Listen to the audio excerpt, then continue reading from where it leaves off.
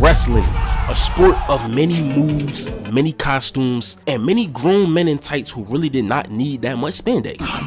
But most importantly, a sport that has ended more friendships and comment sections than literally anything else in entertainment. And today I've got 3 different opinions about it that I'm so confident in that I'm putting myself on trial for them today. You guys are the jury, and here's how the trial works. I make my case, and y'all decide guilty or not guilty down in the comments below. Honestly, I think this might be the strongest defense I've put together for anything in my entire life, including actual legal trouble I've been in. Court's in session. Let's bring out the first charge, numero uno. Brock Lesnar was the right guy to end the streak. WrestleMania 30, 2014. Undertaker streak sitting at 21-0, which at that point was basically going on 23 years, which I'm pretty sure is the longest streak of any kind in wrestling. I'm sitting on a couch, locked in, with zero worry in my body. Cause why would I worry? The streak's the streak. That's just how my brain was coded at the time. There's no way Brock Lesnar is the one that's ending the streak. Especially since during the build, he wasn't even booked convincingly enough to believe he was gonna end the streak. Then Brock hits him with the F5. Then he hits him with the second one. And then a third one. 1, 2, 3. And the whole arena goes dead silent like somebody just unplugged the building.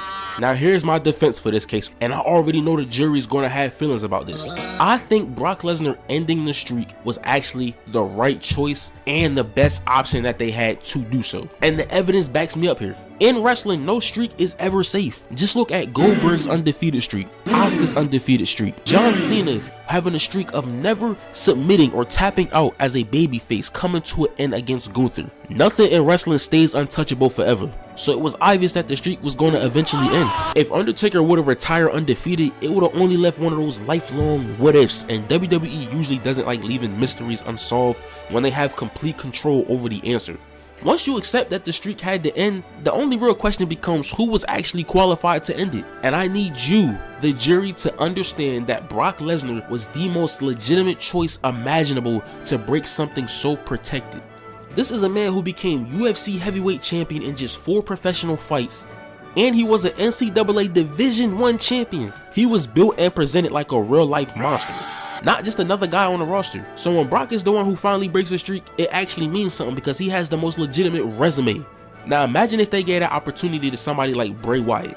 May he rest in peace, a brilliant mind in wrestling. But let's be honest, the creative team never booked him properly like they should have, and he ended up ultimately being released in 2020.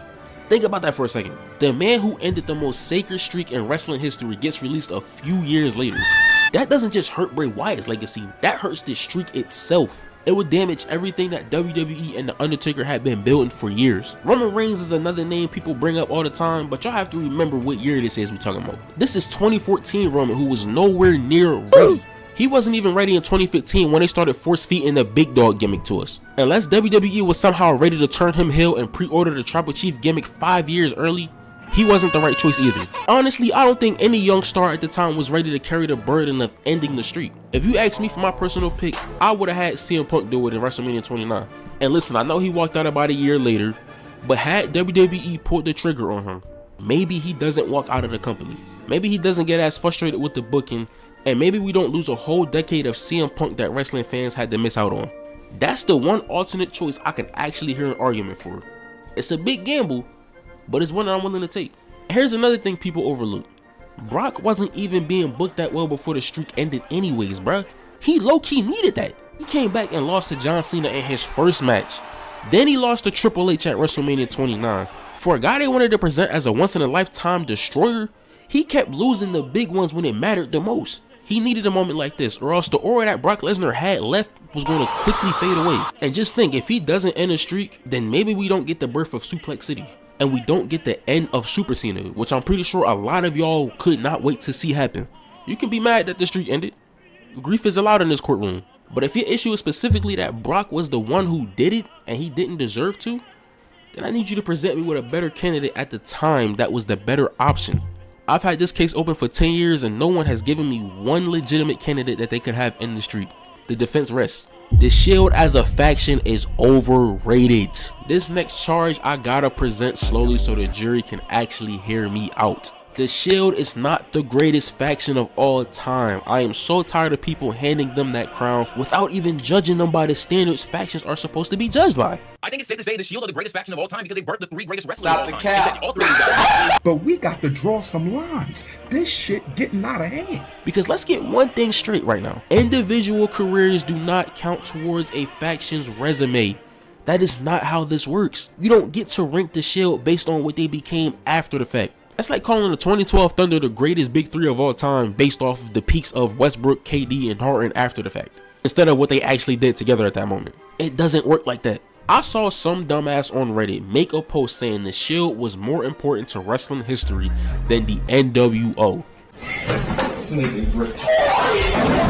Niggas really just be saying anything, bro. Let me tell you why this is just plain out dumb. I shouldn't even have to explain it, but let me just explain it for anybody who actually believes this statement.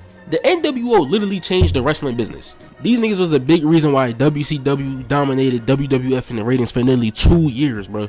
They pushed wrestling further into the mainstream and created a template that influenced damn near every major faction that came after them. Without the NWO, you don't get DX and you definitely don't get the Bullet Club, which then leads to a whole new generation of faction-based wrestling influence. If we talking about historical importance, the Shield is not even in a conversation with them. And if we just judge the Shield on their actual run and not the mythology people built around them afterward, it still doesn't even hold up as an all-time #1 case. Yes, the Evolution feud was great. Yes, the undefeated streak was great. But for a big chunk of their run, they were basically mid-card lapdogs for the Authority. And once the Wyatt family pulled up, they basically snatched the chain from them as the better faction.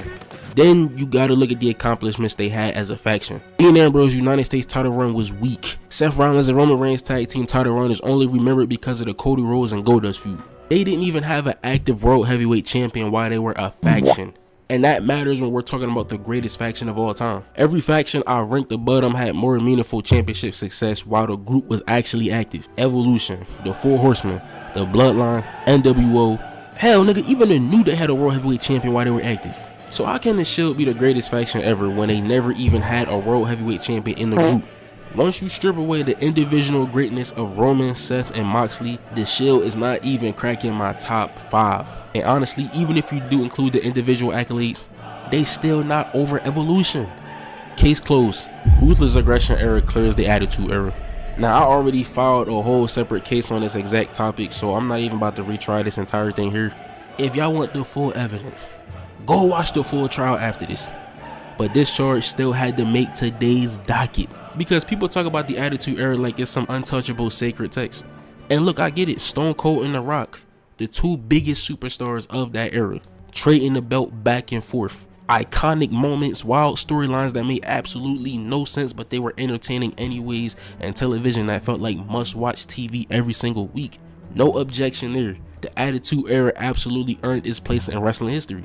But if the question is which era was actually more complete, then the Ruthless Aggression era clears, nigga. And I don't even think it's close. This era gave us Brock Lesnar's debut run, which is still the most dominant first year anybody has ever had in the WWE. It gave us Edge evolving into maybe the slimiest nigga to ever exist.